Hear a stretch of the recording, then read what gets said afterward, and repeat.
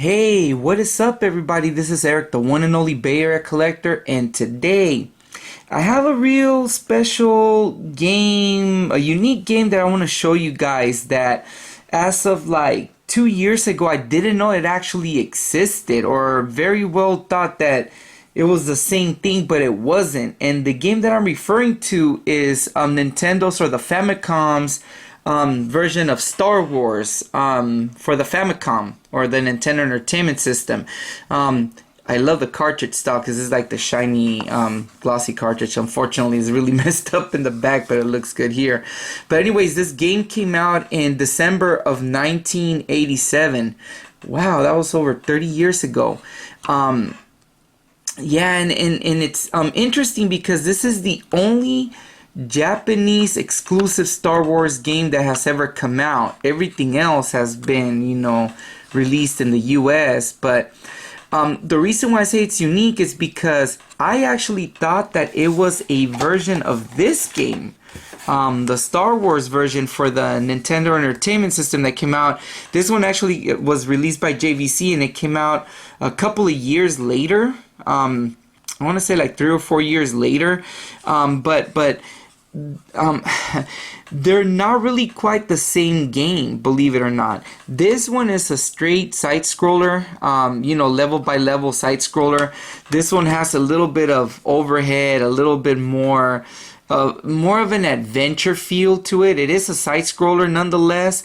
That's the difference between these two games. Where they're similar is the very last level. You guys pilot an X-Wing to destroy the Death Star, and then the endings are very similar. The Death Star level, I mean, this is an extremely difficult game. So is this one. But this one is more straightforward side-scrolling, and this one's not. Yeah, the Death Star scene, they're both shooter levels, like vertical scrolling shooters, where you're gonna go destroy the Death Star with a missile where you destroy it. This was more true to the original Star Wars movie. This one gets a little bit mediocre. You fight Darth Vader in every level, but Darth Vader morphs into like a different beast. It's very funny. And But they say that some of the levels are more like of the Empire Strikes Back mixed in with the Return of the Jedi, and this one's a more straightforward, Star Wars. A New Hope, I believe, is Episode 4. Just like the movie more, it follows the movie more religiously than this one. One of the differences is that in this one you go into an overhead like map and you drive one of the vehicles in the planet of Tatooine. Sorry if I butcher the name, where he's looking for R2-D2 and Obi-Wan Kenobi, and also meet Han Solo so they can move, go forth and rescue Princess Leia. This one, it just goes level by level. Level 4 is where it gets really weird because it's like a maze-like level inside the Death Star where you're rescuing Princess Leia, and then it goes back to like a side scroller. Whereas this one, it has more like a lateral maze type of level layouts for this one. And then for both of them, you can select different characters to aid you. To help you in certain areas. This one you actually play the characters. You play Han Solo. You can play some of the characters, while this one you straight up play as Luke Skywalker. Then what other similarities and difference? I'm trying to think hard.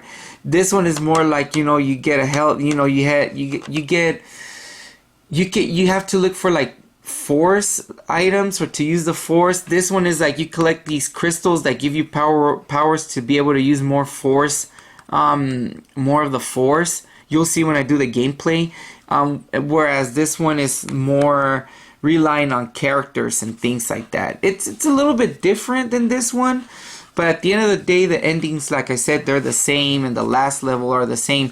You also have in each intermediate level, like this one is, you do one level as a side scroller, and then you get into your into the ship, and you navigate through the asteroid fields and all that. And in this one, you don't do it as often than this one. So yeah, very unique games, both of them, but I'm gonna be more focused on this one. I'm not really gonna play this game just because my reviews of this one. So going back to this one, yeah, like I said, you collect power-ups and to be able to use the force. There's a novice and a expert or a pro level. I play the game as a pro level, but then I use cheats to play it, because this game you get hit once and you die, whereas the other one, this one, you have a health meter. This one only has like 2 continues or something like that. And after that, that's it. And it's a really difficult game, but it's not bad. It's pretty fun. But anyways, I'm gonna go ahead and give you a quick gameplay of this one. I won't do this one just for the sakes, just to make it quicker, because I'm, like I said, focused on this one. So I'll give you a quick gameplay of this one and then give you my opinions when I return. So I'll be back in a minute. Hey, what's up everybody? So I'm back again. So here's a quick gameplay of the game.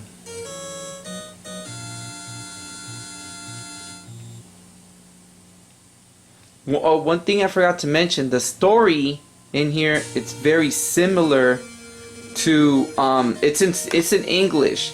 However, when you play the game, it's in Japanese, but I know that there's a patch for it, so you can have an English translation to the game.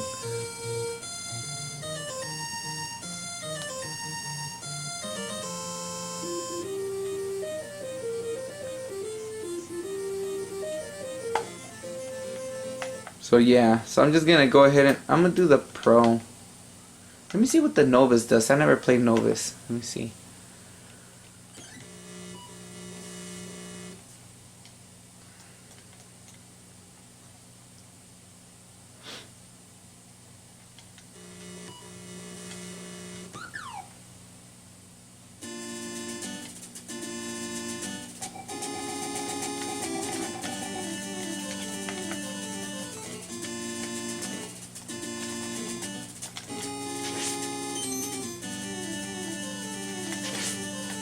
So those crystals right there, they give you force power. So you press start, you're able to select different forces, I mean. And then right here in the blanks, this is all your rescued friends. And some of them you'll have to use for in certain areas for tips or things to get you by. But yeah, I think the number 2 is the 2 continues you got, and the 3 is the lives. But let's continue. Oh, you can use lasers? Oh, pretty neat.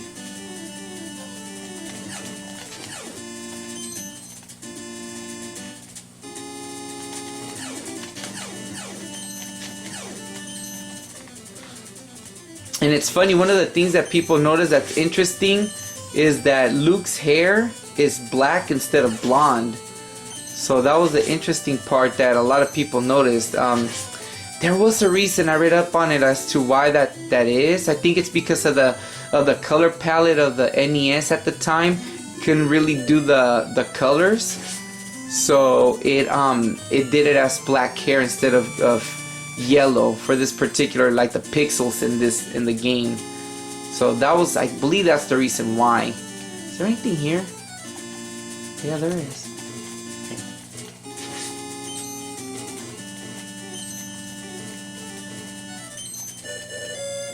I wonder if I think I rescued somebody?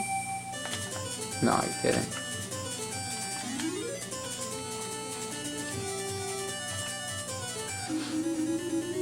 Now see, take a look at this. So there's Darth Vader. And watch how he's gonna turn into he'll turn into a crab or a beast. That's funny.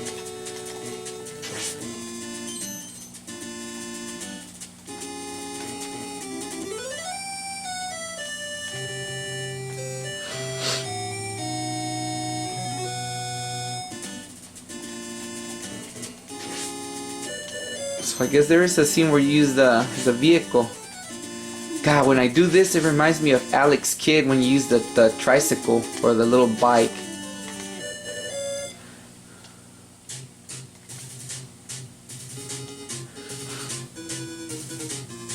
So this is a Death Star scene right here.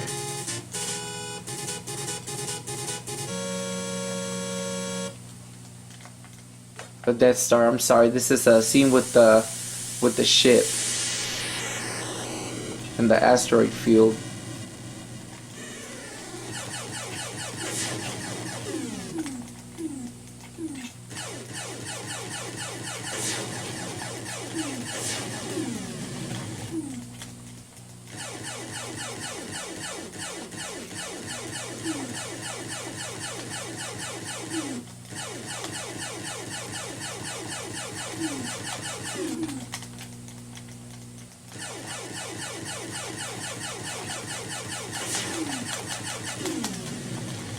Man, I thought I was able to shoot back their shots.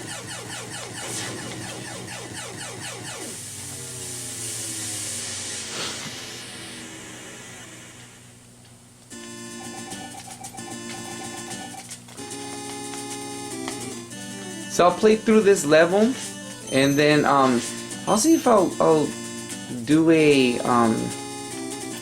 comparison of the other one. Sorry, my controller's kind of whack for my Retron. Whoa, whoa, whoa.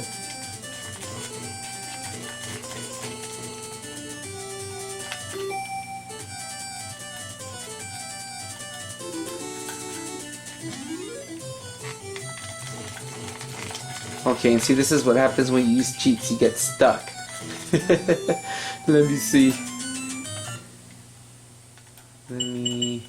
And I can't do it. So anyways, I'm gonna do a comparison with the other game for the Star Wars of the NES version.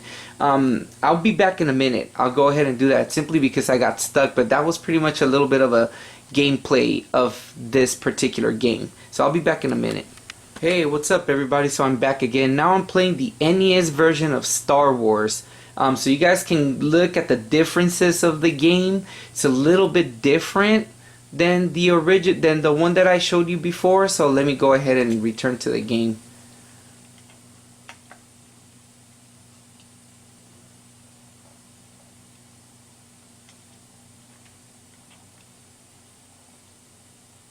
Seems like the intro screens are very similar.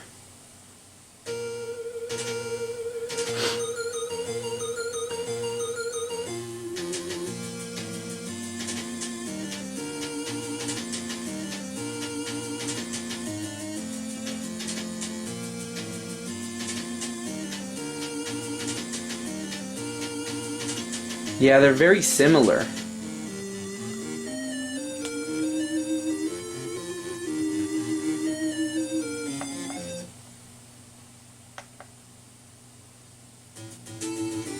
So this is what I'm talking about, that you start off like that.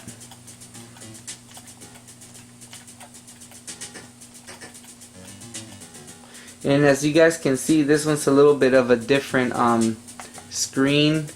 The game is paused when you press start, and when you press select, it brings you to an option. So right now you have C-3PO as one of the main characters, and then percentage complete is basically how many items and stuff you collected through the game.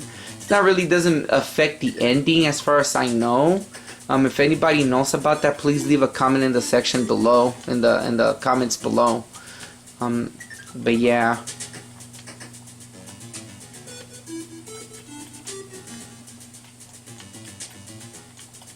Yeah, I'm using cheats, you guys.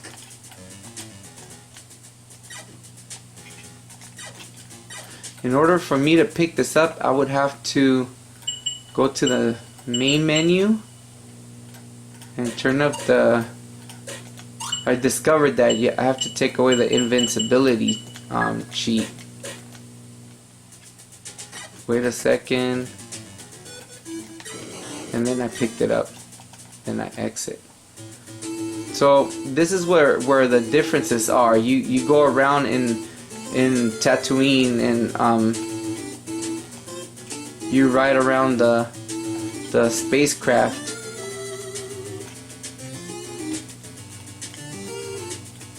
You guys gotta go here.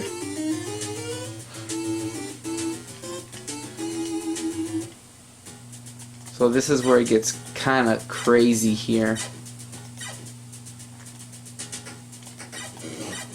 Whoa.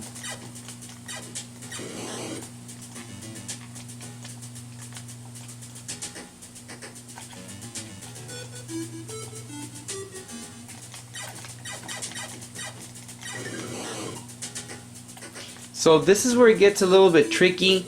Sometimes you have to do like running jumps. If you press and hold the jump button, the shoot button, you do like a running jump. But the problem is if you fall off, you lose energy. So you have to do like this real crazy jump. And I died. See?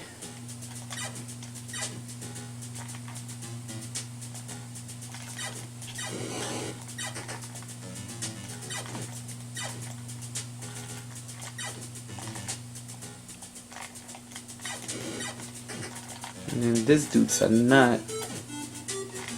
Ah, this controller sucks.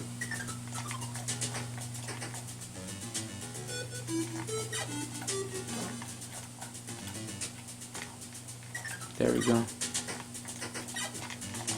Ah.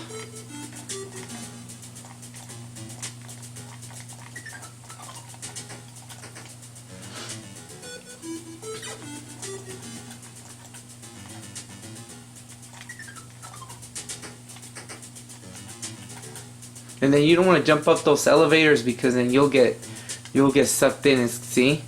You'll jump, but what you want to grab here is this. Oh, what? How did I die?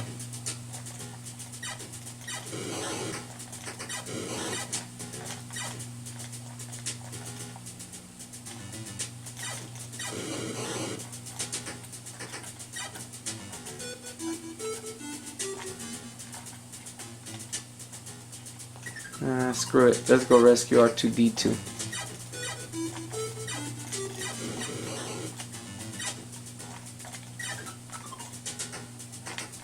And this is another one right here. You have to do a running jump.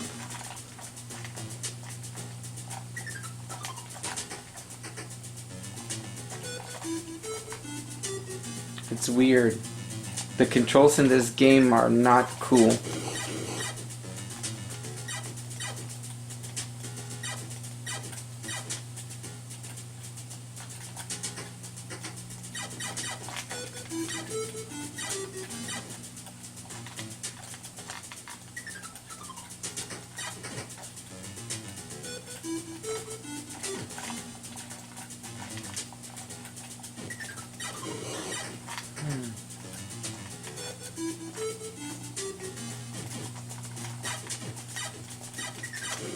Damn.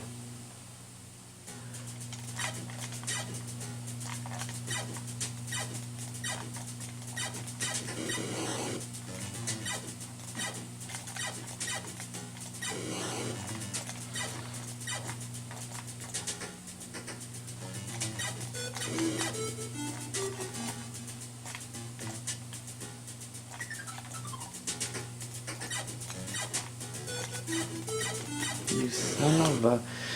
Okay, I guess I'm gonna stop there. I'm getting my rear end owned.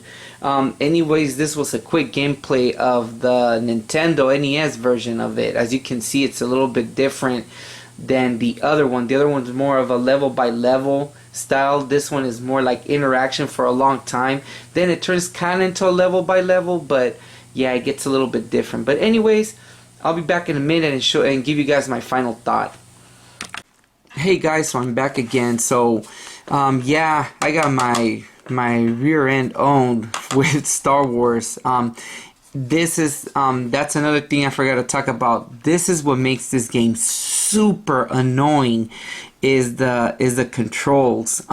This one has more solid controls. I have an easier feel of playing the game than this one. But to be honest with you, yeah, like the controls on this one is like you feel like you're kind of having that roller skate feel or the ice skating feel where you stop and then you slide or you glide, and you know, you jump down too low, then you get your health knocked out big time, and that's what the problem is with this one. Whereas this one, it's really hard because you get one hit and you die, and but it's more of an action platformer. This one's more adventure oriented than this one. But if I were to choose one of these two games, I would choose this one over this one. I actually like this one better than this one, but unfortunately this is the one I kind of grew up on when I was a kid. I used to have this game a long time ago, but I never really was able to get past that little area before. But anyways, right now I don't know how much these games are worth. As of the making of this video, I know that this is one of those games that were in the 20s, in the $20 range. This one I didn't get that expensive, but being that depending on the popularity, I got these a few years ago. Let me see. Let me just double check. I'm very, very curious, you guys. So, and I'll let you guys know. Famicom. Sorry, you guys.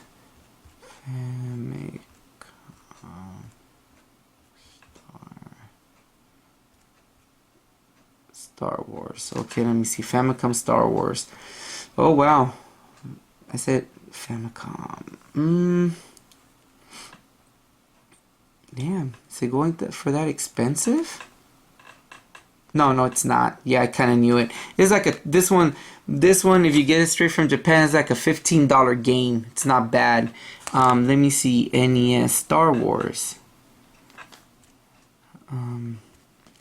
Yeah, I didn't think it was going to be that expensive. I kind of knew it. This one, yeah, it's about a $20 game. Yeah, that's about a $20 game.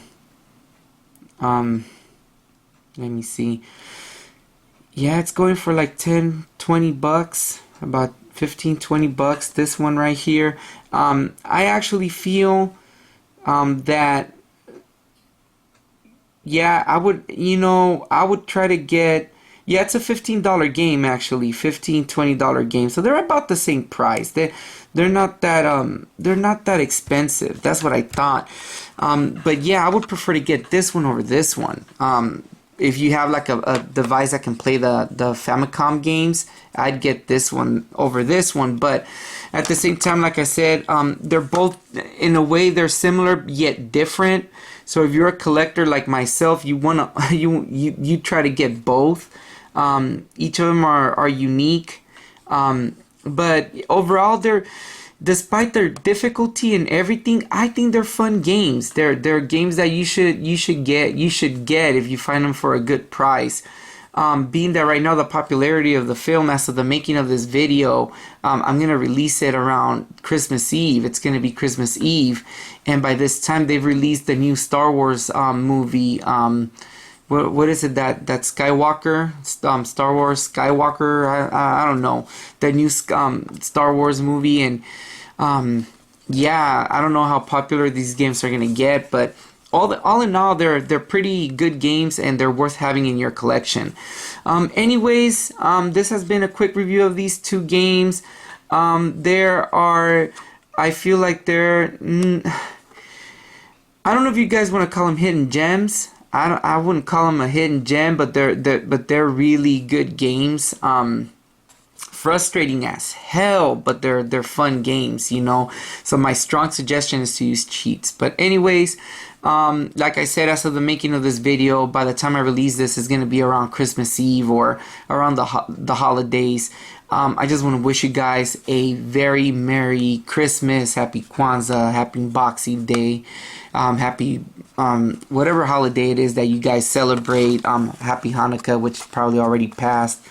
But I want to wish you guys happy holidays, and thank you so much for sticking by me for another holiday. It's been over a year, and I want to thank you guys. I'm grateful for you guys for still continuing to watch my videos. Anyways, this has been Eric, the Bear Collector. Again, happy holidays. Have fun in your vacations if you guys are taking vacations, and peace out.